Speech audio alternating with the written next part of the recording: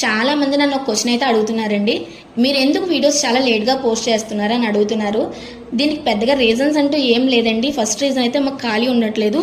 Second reason ఏంటంటే మాకు video తీయడానికి కంటెంట్ దొరకట్లేదండి. అంటే ఏ కంటెంట్ తీయాలని మాకు తెలియట్లేదు ఎగ్జాక్ట్గా.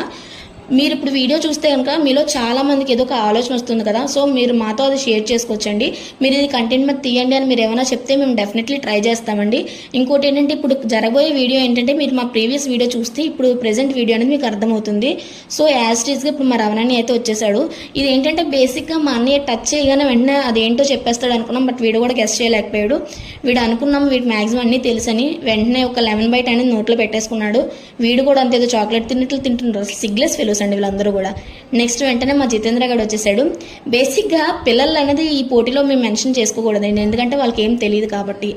ఈ వీడియో ఇంకా కంటిన్యూ అవుతుందండి. నెక్స్ట్ వీడియో కలుసుకుందాం. అప్పటి వరకు బాయ్ బాయ్. ప్లీజ్ సబ్స్క్రైబ్ చేసుకోండి.